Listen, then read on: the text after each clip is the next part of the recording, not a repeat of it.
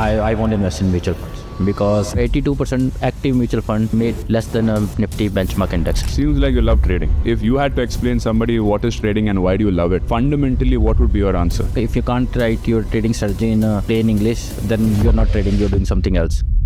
Wow. I think the REIT is the best investment in the real estate. You will make between 10 to 12%, much more than FD. But if you want a feeling to buy just a real estate, okay, this plot is mine, this flat is mine, then feeling is very expensive. Can't I make a punt that as India becomes more and more developed, healthcare should expand and grow at a much faster rate? So punt though, you can do anything. The chances are most likely you will be wrong in the punt. Ignore all the influencer reels, ignore all the Telegram groups. You keep saying influencer a lot. What do you think I do? What is my profession?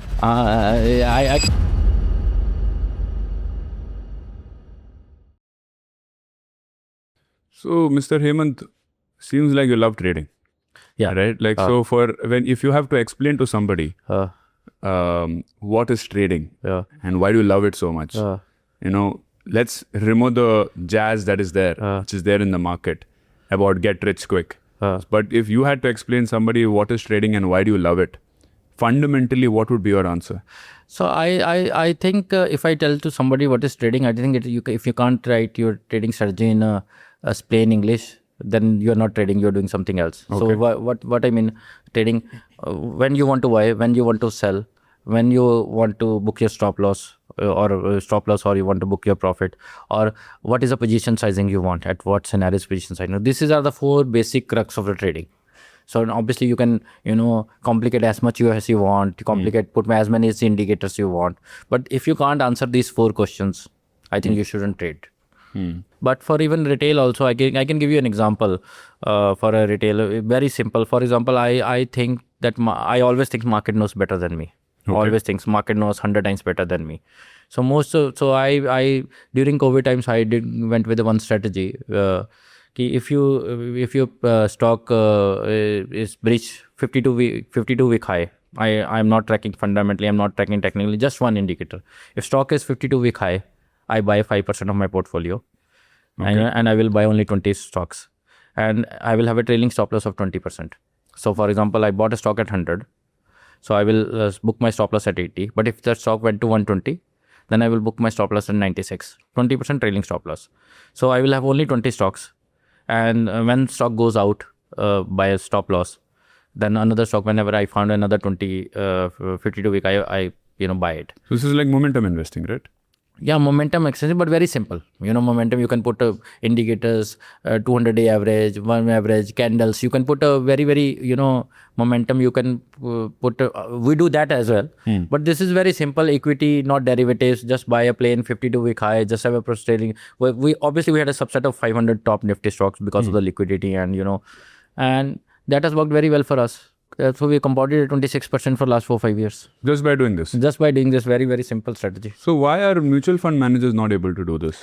I think mutual fund mostly have some strategy like fundamental analysis and all, and they have a size to manage. So they will have a they will see the liquidity, they will see the how much, what quantity they can get in and get out. But I believe I won't invest in mutual funds because if you see the last 10-year record of Indian mutual fund, 82% haven't beat the Nifty 50. So why I'm paying the mutual fund, it's not that I have zero mutual fund value. I still have, because of the relationship. I want to talk to a particular fund manager all the time. Yeah. I have a decent investment in mutual fund. But if my business doesn't demand me, or I don't want to stay in the business, being networked with them. So this is a 10-year data. This is not a 1 year. This is not a COVID. This is 10-year data. 82% active mutual fund in India made less than a Nifty benchmark index. And same is true in US. US maybe number is 70%, 60%. Same is used anywhere in the world. Yeah. So I am a big believer, why don't you buy just Nifty 50 and let it compound for 10-12% over 10-15 years? But I will give another statistic to you. Yeah. 93% of traders lose money. Forget beating Nifty. Yeah. So the odds are very difficult. Yeah, but 93% of the people lose money. That's a derivative strategy. Okay. So I will say that derivative, you shouldn't trade derivative at all. Okay. Most of the, I will say, if you want to trade derivative. When you mean derivative, FNO. FNN, future and options. So 93% lose money in derivative, future and options. And mutual funds don't trade in derivatives; they trade to hedge. They have some rules and restrictions to trade in that. But I will strongly encourage each and every of investor don't to trade in derivatives. They should trade just for an hedge. Let me explain what hedge should be for them. For example, they have holding some nifty stocks, mutual fund, and they believe due to war or anything, their investment districts, they can buy put option of that stock or nifty. But otherwise, I don't recommend them to trade them in options, because that's not their full time work. That industry derivative, it has become very, very complex. And that's the only regulated, if I can use the word regulated, regulated casino in the country.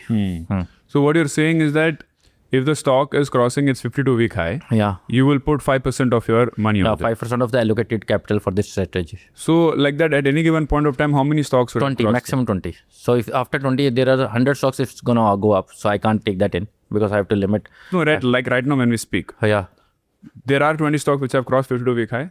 I don't know the exact number handy, but I'm sure. At any given point of time, there will be. Sometimes there will not be. That time, what do you do when there are no? The money is idle, nifty Bs or liquid Bs, or you're not going to drain a debt. So basically a strategy where as long as there are 20 stocks which have crossed their 52-week high, equally divide your money into these 20 stocks. And if there is 18 or 17 stocks instead of 20, the remaining money will go into nifty Bs. Nifty Bs or whatever you strategy, like a liquid Bs. We keep in a debt. Because we want this. You want that limited liquidity. Immediately liquidity. And secondly, what I tell you, the advantage in COVID, all 20 got liquidated as well. When COVID, all 20 got liquidated as well. But when they came back very stronger. How do you know when to exit? Like when so we're not exiting at all. We are exiting only at trailing stop loss. Trailing stop loss, it exits. So trailing stop loss. If the stock is 100 to 250, will not exit. We'll exit when it goes down to 100. So basically 20% will be a drawdown. 20% on the last traded price. Last will be drawdown. So during COVID... not last, trailing stop loss, last high to drawdown. So during COVID, you didn't let it fall down to 35% drawdown no, as per the market. At 20% of the last traded price. Not last high. Last high. 20% of the last high down, you cut your position and sat in cash. Yeah. And then when do you know when to get back in? When again that 52-week high. Again it comes. And by following just a simple strategy, you've gotten 26% CAGR. Compound it. 26% CAGR computes to 10 times in 10 years. Yeah. Very interesting. So this is a very simple strategy. Very simple. Anybody can do. Anyone can do. You can do an Excel also. You don't need a latency to do. So why not many people are doing it? I mean, it's just, I'm telling you, the most easy ways to make money is simple. Most easy ways to make money is boring. And I in last 4-5 years, there is a lot of flex culture. Okay, for example, you buy X stock and you're making a money. You like to flaunt by screenshots. Correct. I can tell you, I met my uncle. He's a very, very successful businessman. He's again in a 1% club. He gave me, I was meeting him, he gave me, I bought this and selling at this. I bought this and selling at this, sold at this. Or I have this stock and this is trailing at this price, or, And I said, Uncle, you're beating every analyst in the country and the world. How you selected these 7 stocks? This is the 7 success stories I'm telling you. There are other 33 stories which I've lost a lot of money. I'm not telling you. So that culture is forcing retail investors to try something exciting, try something from this Telegrams group, this some influencers who are not falling. It's giving a disclaimer at the end doesn't serve the purpose. So most of the influencers, I say, they will say this is not investment advice. But you allow them to read everything, the 2 pages. Then you tell them it's already in my brain. Then you tell them this is for educational purposes. This is educational purposes, but damage is already done to my mind. Correct. I can't undo that reading. I can't undo that thinking.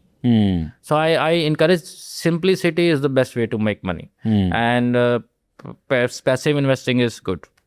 So if I had to ask you, today if a retail investor comes to you saying, Sir Hemant ji, I have 10 lakh rupees and my objective is to save this money for my retirement. Yeah. How would you advise this person to invest their money?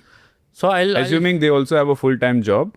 Because I will depending on I will not though allocation has become a very boring subject. I think there are 2 kind of affordabilities in the world. everyone talks about the financial affordability. Then there is a mental affordability also. For example, I afford 50% exposure in the equities. For example, your retail investor is young, he's 25, he affords 50-70% exposure in the equities. But if the market is down like the Iran war, can he take that losses? Can he still see the screenshot and be happy yet? And if that 60-70% exposure is forcing him to take a wrong decisions, then I should avoid that kind of allocation. So allocation has also do with your mind, how comfortable your mind is with that kind of if you're investing in a wallet, asset classes like equities, gold, which can have a lot of variance prices, and you're comfortable seeing that prices, you may afford it financially, because you are doing allocation 3-4 times. But if you're not able to afford that mentally, it is going to force you to take a wrong decision. It is going to force you will buy at the peak, you will sell at the bottom, or you will do something else. You will probably when you're making you'll probably take a loan from the bank to buy it again, margin trading funding from the brokers like us. So you have to be comfortable. Your allocation should also have to be comfortable to your mind as well, not only to your pocket. So for example, I'm making 5 lakh a month and I keep 1 lakh for my expenses and 1 lakh for my rainy days FD, and 3 lakh I'm investing in equities or gold. And that corpus is giving me screenshots, anxiety every time, or taking me to force a decision. Then 3 lakh is not worth. Then I should need a 1 lakh or 50,000. But if I'm comfortable with that 3 lakh or 4 lakh, then I should go with it. So I think allocation is a little bit subjective for every time. But if you ask me, if I will recommend equities and gold ETFs, because sovereign gold fund is just out of the window. I think that was the best investment, and I rarely recommend anything to my client. Sovereign gold fund was the only thing I recommended, like blowing a trumpet to my clients. I am against the recommendation because I believe market knows better than me. Your investors knows better than me. They just have to apply it. So I rarely advise, but sovereign gold fund is out of the window. ETFs is a good investment because that protects you in a two-way. Dollar rupee depreciation. So gold is protected, and I strongly believe because in a BRICS scenario, forget they will have a common currency because everyone has a different inflation rate, different political thing, different dynamics, different current account deficit. They cannot agree on one currency ever. But gold, they can in few years they can agree to some kind of a gold-based benchmarking-based thing. And secondly, it also protects you. Gold protects you against rupee depreciation. It protects you inflation. It's inflation risk, and like the US has frozen all Moscow. So every country in the world is beware of it, and every central bank is buying a gold. So I think gold and equities should have a 60% of your portfolio. Gold and equity should be 60% of the portfolio, and equally split. Depending on appetite, I will split it equally. How would you do it? I will split 40-20. 40% equity? 40% equity, 20% gold. The remaining money? Remaining money, 20% in a debt REIT. No, 40% is left. Telling it from first 40-20% in a REIT, real estate investment in a REIT. I will not buy a real estate. I am anti. If you have a and use, please buy a real estate. If you want to live in that real estate, if you want to occupy that real estate, please buy a real estate. Otherwise, don't buy real estate as an investment. There's a huge execution risk. There's a huge, what you could say, political risk, or even the infra development is sometimes a risk to real estate. I give you an example. For example, there's a property A which is nearer to you. For example, 1 hour drive to you, and it is quoting at an X price. Then suddenly there's new highway coming, and the property which is 2 hours from here, it is 30 minutes from them. 30 minutes from here. So that prices will go up, this price will go down. So if you want to have a real estate, invest in the REIT. REIT is very boring these days. Most of the retail investor doesn't understand. I think the REIT is the best investment in the real estate. You will make between 10 to 12%, much more than FD. You will have a favor of real estate. But if you want a feeling, to buy just a real estate, okay, this plot is mine, this flat is mine, then feeling is very expensive. Because there's a chances there can be a documentation risk. There's a chances if you're leased out to somebody place, then there's a rent collection issue, vacancy issue, and if your property is vacant, then you suddenly lose out on an income. So REIT investment is much better investment if you want to take a real estate exposure apart from your personal use. And the last 20%? Last 20% bank FD or very debt funds, which is easy to, some medical emergency or, So just to summarize, 40% in equity, 20% gold, 20% REITs, yeah. and 20% liquid, whatever liquid you think. arbitrage FDs. Arbitrage FDs, whatever liquid you think you are comfortable with. So do you track your CAGR that you generate on your portfolio? Yeah, we have to track it. So what is the CAGR that you generate on your personal portfolio? Yeah, it is very, very... the average over the last 10 years? I think more than 30%. More than 30%? Yeah. 30% CAGR? Yeah. And what about your worst years, drawdowns? How much do you control the losses? So I have few worst years, not year as in a full. Few. So when 2000... In early 2000, last decade, 2010 to 13, 14, something like that, or 2009, I don't remember the exact year. So I was very bullish on silver. I was having a, very, very superiority complex. That time competition was less derivative. I had a, very less knowledge compared to what I have. I still have a very less knowledge, but that time also I was a, beginner. I bought a silver 46,000. Commodities, and it went to 75,000. I made a lot of money in that progress, but I kept on building the positions, kept on building the position, and I had a little bit, not trading was not automated. My stop loss was not as systematized as the trailing stop loss. Not trailing stop loss, or no stop loss not in the system. It was in the mind. So it was not automated. You fixed it. So I lost. All the money I made in a year in a single day. Wow. Or 2 days.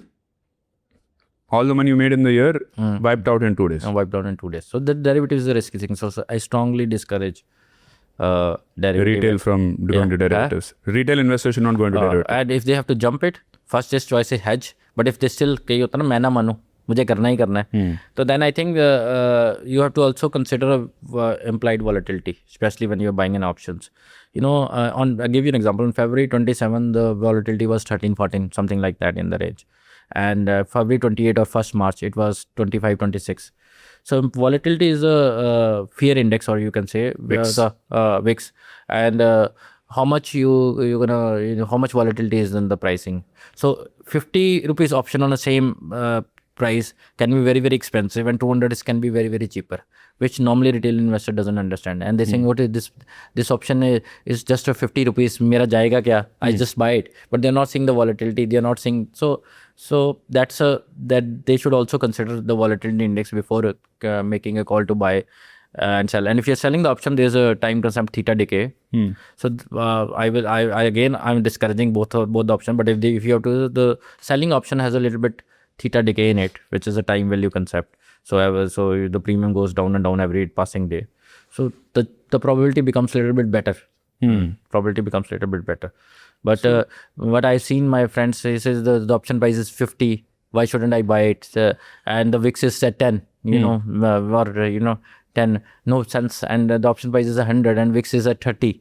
And they say this is too expensive. So you have to see the option price in the relative VIX as well. So let's come to equity investing. You mentioned a retail investor should put about 40 to 50% of the money in equity.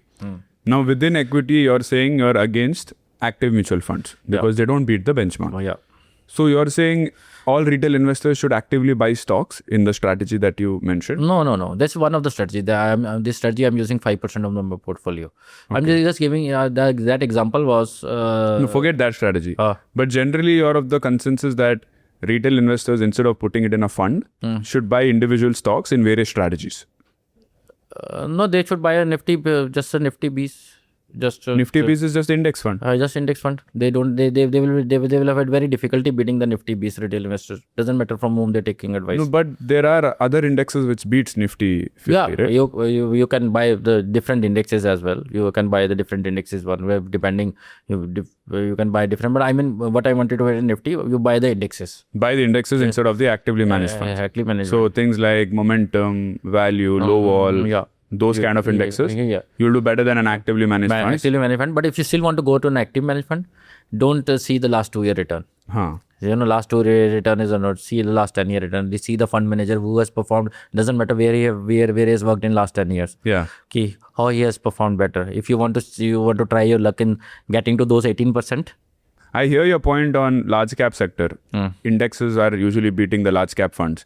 But if I go to the mid cap and small cap sector, where there is still a lot of difference in terms of they have beaten last 2-3 years only. If you see a last 10-year track, still it's not 80-90% number. You know, in mid cap the story is different. Mid cap story is different. Most of the funds have beaten the 50% have beaten almost. If you, depending on what period time, at some period 70% may have beaten the. Correct. So isn't it better to invest in actively managed mid cap funds? Yeah, you can if you like to mid cap exposure and mid cap volatility. You know, and mid cap is a little bit of a recent phenomena as well. You know, last 3, 4, 5 years. You know, more like the India story also. Most like the India story also, and so I don't know how that story will play out. You know, there are a lot of other geopolitical things associated with that. But if you want to have the mid cap issue, then go for the active. But again, it's a 50-60%. Again, there's a 40% chance of you going wrong. Correct. And for small cap? I think small cap has another issue. You know, the mutual fund is on a black swan day. The liquidity in small cap is such a less. Most of the mutual fund will not be able to get out. Obviously, they have done some stress test. They will have some kind of position stressing, the position sizing. They will, because sometimes the quantum of their fund is so much. You have to buy a lot of I think in the small caps, you are the one who is increasing the price. You are one who is decreasing the price. I'm not saying you're pumping and dumping. Don't get me wrong. And what I'm saying is, because your liquidity, all collective small cap, when this liquidity is high, the market is going, you are buying a lot of things, and the liquidity is less, and they're just pushing the price away. And when you are going to sell, distress selling, it is very difficult to get. The impact cost is too high. So we haven't seen those days like the 2008, 2020 probably was a little bit of a glimpse of that. 2020 was a glimpse of that. So that is a challenge for me for a small cap fund. If your fund size is too less, then also it's a problem. If your fund size is too much, then also it's a problem. Right. You know, it's difficult to get in, get out. If you are able to select a fund manager which is very, very nice, which has a 10-year record, and his fund is giving him a flexibility to change that fund is flexible, and it allows him to, the fund rules allows him to change the sectors, the allocation, then it makes sense to go with that fund. Because he's already proven that he's doing well in last 10 years. Then it gives him a flexibility where he will change shifts, gears, because of his superior knowledge, superior research, superior execution. But then there's a problem with that. No? If you take the example of a very popular fund, Parag Parikh Flexi Cap Fund, it has now reached 1 lakh crore plus. Great track record last 10 years. Now, if you are the fund manager managing 1 lakh crore, do you think you will still be able to get outperformance with that kind of size? It obviously, I always say, scale is the enemy of return. Right. This is my common dialogue with scale is the enemy of the return. But he has proven it, and the market has grown a bit, and I'll still. The market needs to grow to support market needs to grow to support him. So if market is growing, he will be able to do that. If market is stagnant, correct. Obviously, but that's true for every fund. And he's sitting on 20% cash, right? 20% cash. So I think that gives him a flexibility, because he's on 20% cash. He has the flexibility. He can change shifts and gears depending on the market circumstances, and he has proven it. I will still. It is difficult for him to, if the market, the investor size, the liquidity doesn't grow, it will become difficult. And I think eventually he will, if the market overall macro dynamic doesn't support, he will stop taking new funds. He is smart enough, he will stop taking new subscriptions. Yes. So I think it's still an okay bet.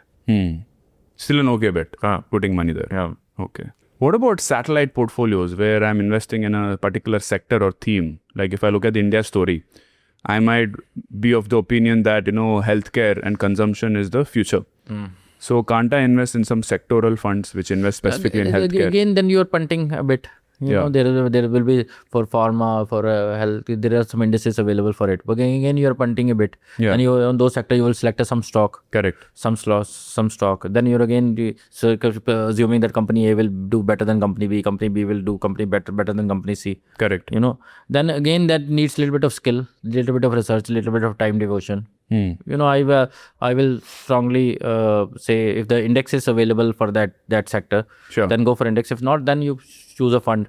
If you like, for example, defense, if you like a defense story so much, and I believe in defense story as well. But if you like a defense story so much, then choose a fund manager with a repute and all. So then it would be you would recommend having a satellite portfolio where I invest in things which But I think if you believe strongly, but chances are your belief that when you're starting to believe that sector will do well, that's already in the price. You're paying a huge premium to that. So if I look at healthcare in particular, and if I look at healthcare's representation in the broad market index, Nifty 50, it is not even in double-digit percentage. I think it's in single-digit percentage. And if I compare that to the West, if I look at the US, healthcare is a big chunk. So can't I make a punt or a prediction that as India becomes more and more developed, healthcare should expand and grow at a much faster rate than the broader market index? Healthcare will grow, no doubt about it. Healthcare will grow. There's a lot of M&A also happening in the healthcare. But the point is, the punt you're making, then you also GDP allocation of a healthcare also has to go by double digits. It is always in a single digit. Secondly, if you're a punt, then again you are making a punt now. So punt though you can do anything. But I'm saying there is chances your punt, for example, you have a punt or I have a punt, we have a different access to resources thinking, so we'll have a different punt. Different, I mean the basis, the fundamentals and data to punt. But if you're doing a punt, the chances are most likely you will be wrong in the punt. I'm not talking about particular healthcare, particular defense. These all are the great stories. These all are great stories, and those some of them will do very, very, very, very well. Okay. But if you can find a way to allocate 10 different stocks in healthcare, be my guest, do it, or buy those stocks which are in the index, and you believe that those stocks gonna remain in the index, be my guest and do it. Then again, there's a further, lot of ifs and buts. Lots of ifs and buts, and there's chances 80%, 90% of whatever thinking you have. The 80-90% is not going to beat the benchmark return, But all are great stories if you can, devote a little bit of time. Don't ignore all the influencer reels, ignore all the Telegram groups, or ignore all those things. And you keep saying influencer a lot. What do you think I do? What is my I can't comment on the show where I think you are a little bit more organized. That's why I chosen to be here. And I've seen some of the podcasts, and you are, first of all, you are RA. You have a RA license, so that gives a credibility that I'm sure that if you got a license, you have gone through the process and you know what to do, what not to do. So that I appreciate. And most of the if influencers are not taking the RA, obviously SEBI's crackdown. They're doing a great job in working on that. Obviously, more job needs to be done. And I hate when there is a 3-page research report and then there's a small disclaimer. This is for educational purposes. I will still understand it. Most likely I will not read those three pages. If I read, I will still understand it. I will challenge it. But most of the things that are undone in the retail mind, the ones you have read it, they're undone in the retail mind. So, Hemantji, you keep saying about investing where you want data to support it. You like little more the ifs and buts, the less you want to be associated with it. So you're a very data-driven, quant-driven guy. You mentioned one strategy where you look at the all-time high and you have a strategy. 52-week high. 52-week high. Can you? When the stock crosses 52-week high, then buy. But obviously, the stock has crossed on 52-week 6 months back. That doesn't help. Got it. So basically, for retail investors, I think the first strategy you said is fairly simpler to understand and follow. So that can be like one of the strategies they follow. But beyond that, if they want a more passive approach, you are saying index funds. Those are great investment strategies. And if you want to take a little bit more active approach, do that just in the mid-cap sector. And be really, really careful about the fund manager that you pick, who has a great track record of 10 years of experience. 10, 7, 8, I mean, depending on... 7, 8 years of experience. Depending on some teams started in 5 years back, so you can't go to 10 years, Right. So that is the way you want to invest in equity. And strongly discourage your retail investors to buy an MTF. MTF, you pay... What is MTF? MTF is a margin trading funding. So you give a X amount of capital, brokers allows you to buy 3-4X of equity.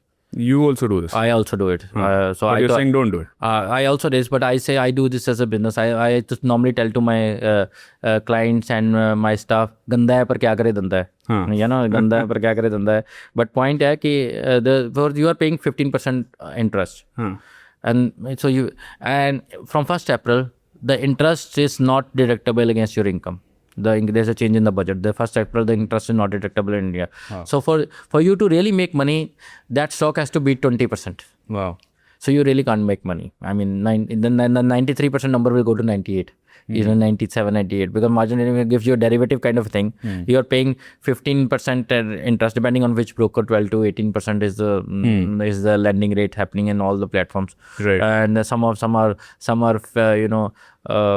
different, not reducing balance interest rate, so they're a little bit high on the interest rate. So you're paying 15%. I'm just showing you an average. You're paying 15% interest on a borrowed capital. Then the interest at which you are paying 15%, that's not deductible against income tax. So you will have to pay, that's a 2-3% extra cost. If you're on 40% tax bracket, then there's a 6% extra cost. So then the market, then you have to beat 20% to really at least to break even. Forget about making money. Yeah, just to break even. Just to break even, you have to make it 20%. And I understand you may need an MTF for a short term. You sold a property and money is coming in a month, but you like the stock today, then it probably makes sense. But if you're doing a MTF for a longer period of a time, or for you just trying to leverage it, okay, I believe in defense story, I believe in healthcare story, I believe in ABC story, and then there's another problem also. From 1st April, RBI is controlling that MTF funding. They have made changes. There will be a little bit of a cost enhancement on MTF funding and the liquidity available. Current now the MTF exposure is more than 1 lakh crore. Wow. More than 1 lakh crore the MTF exposure in India. That's a publicly available data. India is a gambling country. Yeah, and more than 1 lakh crore. And imagine this kind of Iran war, or God forbid India-Pakistan war, and goes for 1 month, and those all come to a selling. Imagine what will happen to your investments. Why you will lose your that 30, because then there will be forced selling also. One part I'm saying you will pay interest, you will not beat it, you will most likely you will not be able to even break even. Second part is you will lose all the money in the black swan kind of events, because there will be forced selling. So all the money brokers make at the end of it. They're making interest. They will have a name. They are borrowing from banks. They will probably making 4-5% on it. So banks make money, brokers make money, retailers lose money. Retailers is definitely going to lose money in MTF. Perfect. Now, Hemantji, it's now time for the rapid fire round. Yeah. I'm going to ask you some quick questions. Yeah. And I want some quick answers. Okay. Are you ready? Yeah. Is the current market correction, markets are down to almost 15-20% now. Is it a good buying opportunity, or should we still wait? Again, this is my personal choice. This is not a recommendation. I think the correction is a gift. Correction is a gift. I think the last 1 week, I think the war is not going to go longer, because I'm seeing the news, seeing the tweets. So I think this correction is a gift. Gift. Yeah. With the US-Iran conflict pushing crude above $100, what is the biggest risk this creates for India? So this is the biggest risk, and not only crude. There's a bitumen used to come from Iran that will have a huge impact on the infra projects, the highways and all. Then there is LPG also, the industrial LPG. The IOC has stopped given them a forecast that you will not get LPG from A, B, C date, depending on the customer, the relationship, the contracts they have. I think if this war prolongs, this is not only the crude, the current account deficit, the extra $15 billion India has to pay for $10 increase. That's one part of it. Rupee depreciation is the second part of it. I think the whole manufacturing ecosystem will also take a dent. So the earning thing, so that is I will say, catastrophe waiting and happening. So MSMEs and all will start struggling. MSME, even the big, because you will not get an LPG, you will not get a bitumen to build. And then there's even I heard even for MRI, the helium is going to be the challenge. You will not be able to get an MRI. And the cement, the bags in where you were to cement, that is a byproduct from the refinery. Either you put a gas, or you make a bag. But no, the gas is shorter. They're going to make a gas. For the cement, the bag's not going to come. The real estate project's going to delay. The bank's insolvent will be in the time. The customer is waiting. So if this goes, and really the Strait of Hormuz is closed, I think you will go 2-3 years back. India will go. India, not India. It will be for most of the people which are dependent on that route, not only India. So how do I protect myself with gold? Gold, yeah. So that's my next question. Do you see gold hitting new highs in the next few years? Definitely. Definitely. What are you predicting? I don't want to predict a number because I like to play it safe, and I know I don't know market, but I think the gold is a good bet because all central banks are buying it, and it is a good rupee dollar rupee depreciation bet, because if dollar gold gonna go up, and I think anyone who's gonna challenge the US supremacy, any 5, 6, 10, 8 country, the common ground they can find it gold. There's no other common ground. You cannot forget you have a euro type of currency for BRICS. As I mentioned earlier, they will have a different interest rate. They will have a different inflation rate. They will have a different political requirements. They will have a different current account deficit. Their local colloquial demand is different. So you forget you will have a common currency, and there's a trust factor is also different. I think gold is a unifying trust factor which can happen, and any currency there is a risk of USD. US can put a sanctions or what happened with the Moscow. So that's again a risk, and the world is at a very fragile, like what happened in Venezuela, what is happening in Iran. I think gold is a safer bet because you can not only because I like gold, it is physical, because this is the only thing where the consensus can be built. Right. But thank you so much, Hemant ji. Thank you. Guys, thank you so much for watching till the end.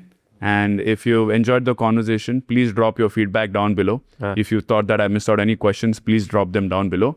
And please feel free to suggest your own guest recommendations in the form down below. And I'll see you in the next one. Before you go, guys, if this video gave you even one insight and made you feel differently about money, don't just keep it to yourself.